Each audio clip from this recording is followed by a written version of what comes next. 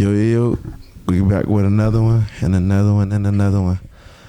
I got one of the most consistent, hardworking, difficult sometimes people I know. Um, Words can't explain her work ethic, man. She motivates a lot of us in the office, especially with how she come in here day in and day out. She crushing it. Um, I'm just grateful that she gave me an opportunity after she had this long day of doing content, to be on the show, to give us some words of wisdom, some gems, a little bit of everything. I don't want to steal her shine too much, but without further ado, if you don't mind introducing yourself, telling the people a little bit about yourself and all that good stuff. Well, thank you for having me on here. My name is Emily Medina. I'm originally from Chicago, Chi-Town. I moved out here to Florida when I was 17. Got married very young. Don't do that. But I got married very young. It taught me a lot of lessons. I just turned 40, so I've been out here for quite a few years. I think I consider myself to be a Floridian by now. What else? I don't know what else to say. I came out here freshly married at a young age. Marriage didn't go how I thought I wanted it to go. I feel like the whole getting married at a young age, it was just not it. But coming from a Puerto Rican household, that was the proper way for you to leave the house with your parents' support. So I wanted to leave with my parents' support, so I got married. Wasn't the smartest decision, but we live and we learn. Been divorced for quite a few years. Recently engaged again. It's been a year I've been engaged. No rush to getting married, but the how can I say, the title is there. I have experience working in the medical field for 17 years. I used to work with all different type of doctors, all different type of practice. And God has his way of turning the tables. Look at me now. I'm working with the 1-800 No Fault group for over almost 7 years. Love what I do here. I love helping people after any type of accident, making sure they get the benefits and the compensation they're entitled to, and educating them the process to take after a car accident. As a lot of times we panic and we don't know what to do in an unfortunate event. So I am here, as well as my staff members are here to guide people after any type of accident. And fun fact, I used to bartend too. Fun nights. Didn't like those late nights though, but the tip was amazing. The tire wasn't my favorite, but it is what it is. We live and we learn. Now at age 40, I am settled down and I'm a working woman. All right, you just give us a lot of stuff in one minute. That's great. So let's take a step back. Let's go your upbringing, because Chicago is a well-known place in the world. A lot of people know it for as good, as bad, as basketball, as football. So give us your story and your upbringing in the Chicago area. Because fun fact about me, guys, I am a Chicago Bulls fan. So just give us a little upbringing about your time in Chicago. I personally grew up in the generation where Jordan was playing in the Bulls. And I feel like once he got out, the Chicago Bulls never was the same. It's never going to be the same. Once all those good players left, as well as the Chicago Bears back in the days was amazing. I just feel like, there's some talented people out there, but it's just not the same. I'm not so much into sports, but come on, you could tell by the wins. So it is what it is. Numbers speak high, right? I got to be honest. But I grew up on the north side of Chicago. A lot of people know Northside to be close to Humboldt Park. One of the reasons why I actually relocated was the area I grew up in was not very safe. A lot of ducking down to avoid getting shot. Not a very safe area, and I'm glad I moved out here. Okay, so was it like you seeing that and changing and transitioning over to Orlando, or you was just like, I got to get out of here, I'm finna go? I just felt like I had to go. I wanted something better. I wanted to get away from the cold, and I wanted to get away from the snow, and decided to come to sunny Florida. Okay, so how did you get into the medical field? What was like your take on that? Because the medical field is a very vigorous and hard place to be in. So what made you want to do the medical field? Well, initially growing up, I wanted to be a police officer. I wanted to be a policewoman. Um, Not to tweak my feathers or horn. I am a pretty attractive person. And a lot of people told me that if I pursued that career, I would not get respect from people. People would try me. And also at the time, the person I was dating didn't support that. A lot of people don't support a female cop. So, as a man, to have a woman being a cop, like you really, I don't know, it's different dating a woman that's a cop. So my partner wasn't supportive. So I was just like, what else can I do? And here in Florida, the one job that's always guaranteed is work in the medical field. So that's pretty much where I just went to. So, did you enjoy those type of things? What's like one of the pros of being a nurse? I feel like the pros is taking care of patients that are sick and not able to take care of themselves. When they're not feeling good, you're the first person that they come across. You have to take their vitals.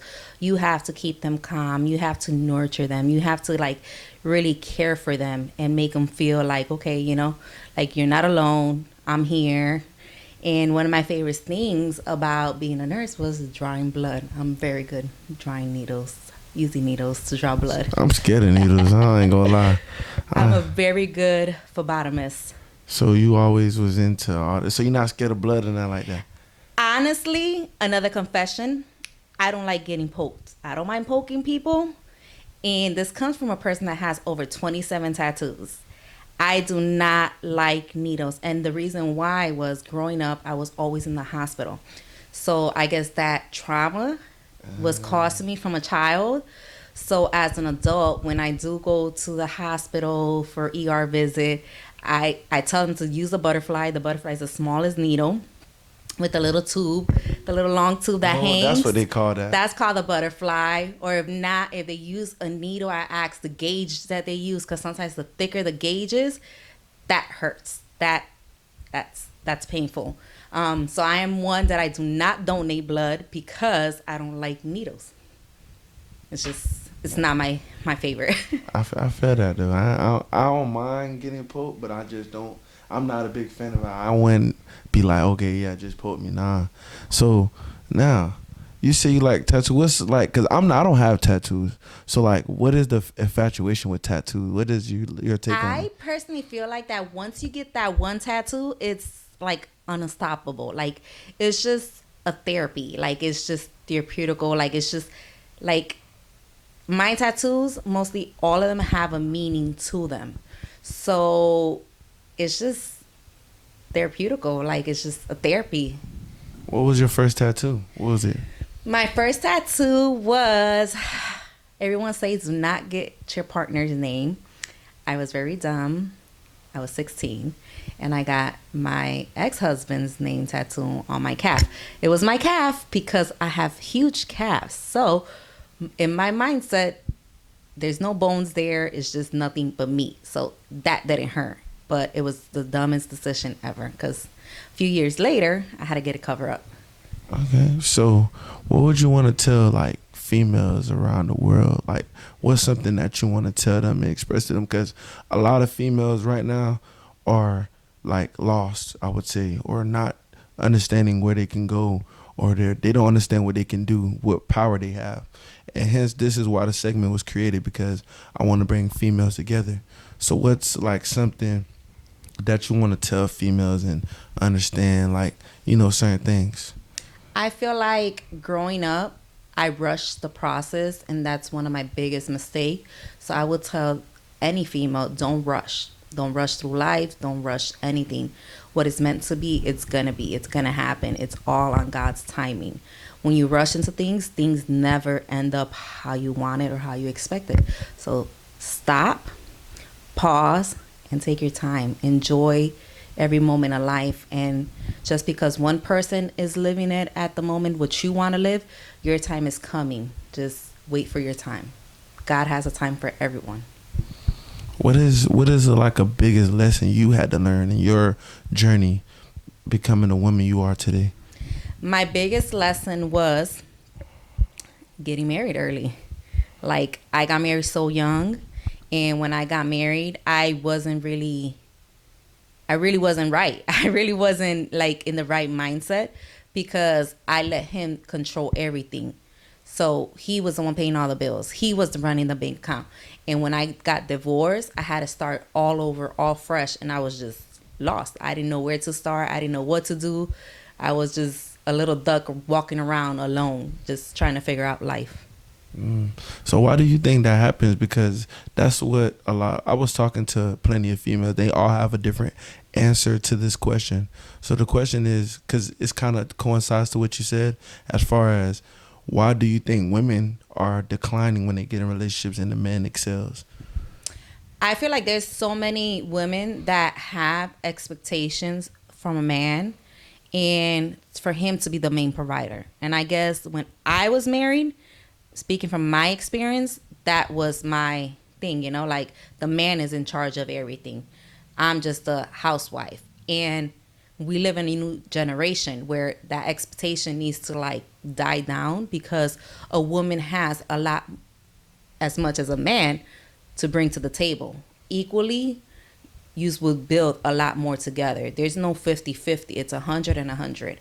And that's where I feel like this generation, a lot of relationships don't last, or a lot of people are single because they have the mentality like, I'm not going to get in a relationship with this person because they don't have what I want. They don't have the looks.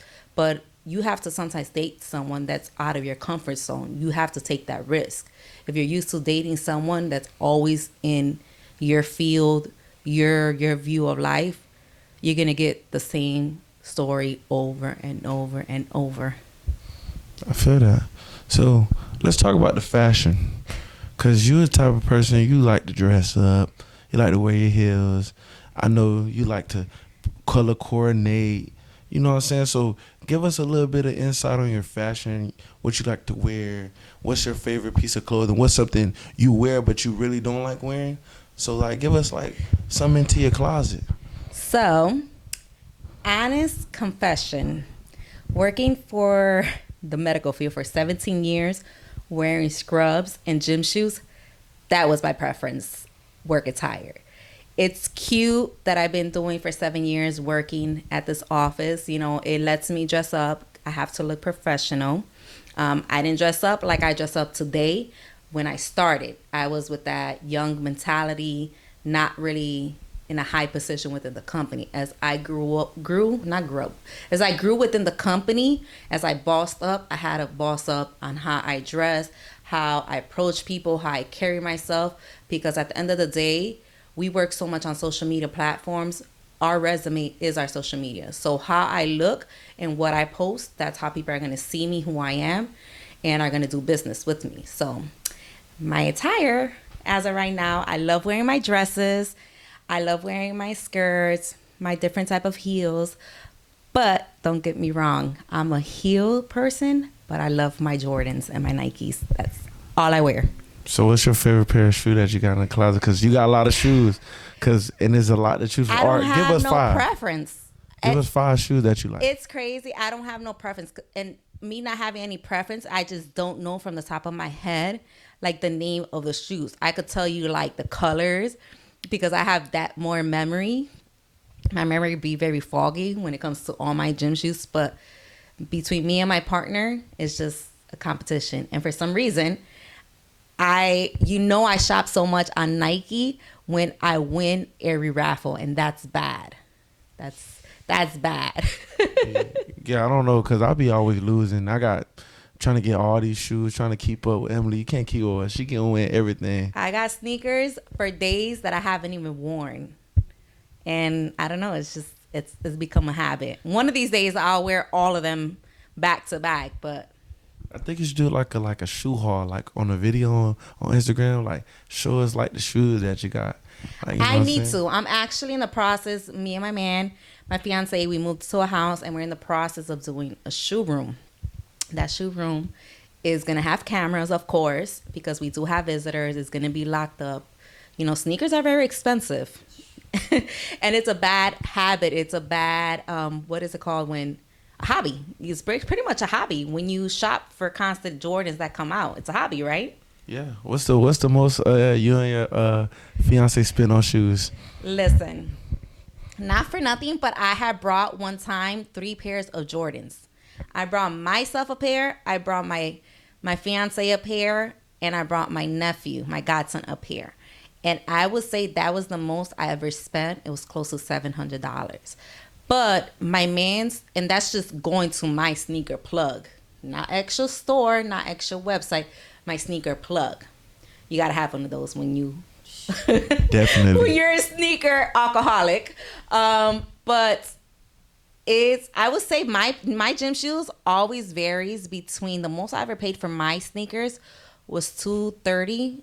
Now my man, he has big feet. Yeah, his sneakers are close to $300 to $400. Okay. So you like to travel. Everybody knows you are big on traveling. Where's a place that you went that you loved and you'll go back, and a place that you're thinking about going to that you didn't been yet? It's so funny because I did a status like that today on my social media. I actually want to go on a future vacation next year. And I'm kind of up there debating between Colombia or Bali or Bailey. What is it called? Bali? I think it's Bali. Bali? Yeah. Yeah. I want to go out there. My favorite destination that we went to visit, I would say, is between Jamaica and Mexico. Which one would you go back to though? Just because Mexico, lately I heard so many bad experienced people arriving there, and just people being held hostage for money or whatever belongings. That's kind of scary. I would definitely prefer go to Jamaica. Okay. All right. So we gotta understand something, like, cause you're able to be so organized, so on point. What is the routine? How do you keep yourself up and up? Cause you work on social media all day, every day, and you're able to keep yourself up with your hair, your nails, shoes. Your office is amazing. Like, you're able to keep everything together. So what is the routine? What do you do to keep yourself all together and grinding the way you do? I'm OCD. Pretty much, I'm OCD. Being OCD, I gotta have things a certain way from here to my house. Here, as you see, my office is very nicely clean. Even outside of my office, I'm on top of my coworkers, making sure they keep things clean. If not, I address it. It's just it's a bad habit. It's good and it's bad, but I just been raised like that. I've been raised to always have things clean, organized, and it's something that has been a routine in my life. So what is the, like, because you gotta have the mental space to be on social media every single day. So how do you keep yourself level headed from work and try to be your regular self? Because you got a lot of followers, you do your thing. So how do you keep yourself in a good mental space? Because they say social media could drive you crazy. So how you cleanse and keep yourself together and also stay connected with your people? Listen, I pray. I pray in the morning, I pray in the afternoon, I pray in the nighttime, because working on social media can be very overwhelming. Like I said, when you're a female and you're an attractive female, people feel that welcoming, or they feel like it's okay to approach you in certain ways on social media. And me being the person that I am, and the respect I have towards my partner, I could snap at individual. I could like curse them out because these people are just way out of line. But I try to keep it very professional, because in the future they might get in an accident and they might need my help. So I just clearly let them know, look, out of respect, please don't talk to me like that, or please realize that my social media network is for basically networking and marketing. I help people after car accidents. Like, I just let them know, and they apologize. I let them know I'm engaged, and then they apologize. They'll still try to shoot their shot, but I just answer them respectfully, and eventually they'll get the point. If they don't get the point and they're consistent, I just block them. So what's the craziest thing a dude said to you in the DMs? Because I know you showed your man. So what's the craziest thing they said in the DMs to you? Where they have asked me to go out on a date, and I tell them I'm engaged, that I have a man, and they tell me, oh, I could bring him on a date with us. What? Pretty much. What's your partner say? My partner, ended up DMing them. My partner makes it clear, like, he does not share me. He's not with that funk. So he just makes it clear. There's times he address people. There's sometimes we laugh it out because people are just crazy. Weirdos. Very. So, what's the pros and cons about being engaged? Because for a young person like me, and for the young people out there, I know a lot of females want to get married. They want to have the lifestyle and live that good lifestyle and see all the peaches and cream, take the pictures. But what's the pros and the cons about being married? Being engaged. Well, I find it, like, not for nothing. Like, it doesn't even, to me, it doesn't feel any different being engaged. It's just, like I said, it's the title. You know, everything has a title. One thing that when me and my partner got together, my fiance, we call each other partner, but we have never, ever called each other boyfriend and girlfriend. We always been called partner. So when he has heard other people call me partner, he felt disrespected because I'm his partner. I'm no one else's partner. But it's just I think it's just a title because my partner never wanted to get engaged. My partner never had the mindset to want to get married. But eventually, as you mature, as you grow up, as you realize you have a person that rides for you and is there for you, you make the changes mentally and physically. But there's no difference. I've been doing the whole wifey thing since we dated. That's good. So what's like a thing that your partner does that irritates your soul? What's something that he does that you be like, I love you, but damn, you just like, come on, like, tighten up. What does he do? I feel like as guys do little things to annoy their partner. Don't Like, I do the probably do guys. stuff too. I think I would say, so I wake up every morning at 5 a.m. to cook his breakfast, and I pack his lunch bag, and I put his shake, his meal protein, whatever shake. I prepare his whole lunch bag, and I would say, and I do my man like whole breakfast. Like, he gets his eggs, his bacon, his waffle, his oatmeal, his fruit bowl. I do the whole 9 yards. Ooh. If he misses any of that in his lunch bag, oh no, he'll do a Facebook status that he's missing something. And I just laugh at it.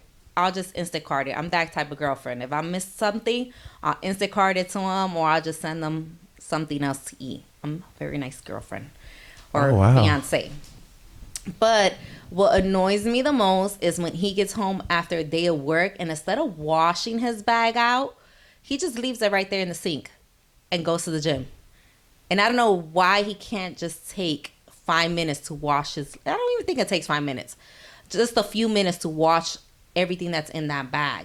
He'll wait until after dinner, after I serve him his dinner and he eats. He'll wait until late at night to wash everything. And that just annoys me because I'm OCD. I don't like seeing anything dirty on my counters. Okay. So, now... what you value more, loyalty or respect? What I value more? I feel like they're both the same, though. But what you take more in account? Like, what's something that, you take into account? Loyalty or respect? I feel like respect. If you don't have respect towards me, you wouldn't have no loyalty towards me. Because when you have respect for a person, you'll have loyalty for them. You would never cross certain lines. You will always respect them. So to me, it's respect. Okay. So if you have 5 dinner guests, dead or alive, who would they be and why? Who? 5 dinner guests, dead What's or that? alive. Like, if you had a dinner, you could invite 5 dinner guests, dead or alive. What's who would dinner they? guests? Like dinner guests. Like, Dinner guests. I don't know why I heard you say dinner guests. I'm like, what is dinner guests? dinner guests. If you have 5 dinner guests, dead or alive, who would they be? I would say J-Lo, I can see that. Moneybagg Yo, What? because he's my favorite rapper. Oh, yeah? Kevin Gates, he's my favorite rapper. The Baby. Uh, J Lo, Kevin Gates, the baby, Moneybag. You got one more. what's this lady's name? Starts with an M. I was thinking of a person. She's a old R&B. Monica. No. Mary J. Blige. Mary J. Blige. So what would y'all talk about at the table? First, I would tell them how much I love their music, their talent. And they're all different, though. You know, it's crazy. They're all different in different ways. Yeah. But they're all my favorite. Okay. So what would you tell the future Emily and what would you tell the past Emily? The future Emily, you come a long way. And the past Emily, thank you for the lessons taught. It made me be the Emily I am today. I like that. So do you want to tell the females out there, get on free game, some more, we want to pick your brain one more last time before we get out of here. Do you want to give them anything to leave with from this part? What you want to tell them? Never settle for less and follow your heart. Oh, I like that. Sweet and simple. All right, man. We want to thank Emily for coming to the podcast. This was highly anticipated. I really appreciate her. You know what I'm saying? Y'all like, comment, subscribe on this video, and we out. Yo, it's your boy Nate, man. The hottest podcast out right now. What Will I Think of Podcast. Man, y'all need to go like, comment, subscribe for real, man. This podcast going up. We got bangers on the way. A lot of bangers, man. Y'all go view them last 2 episodes, man. If y'all really vibe with me. And we out.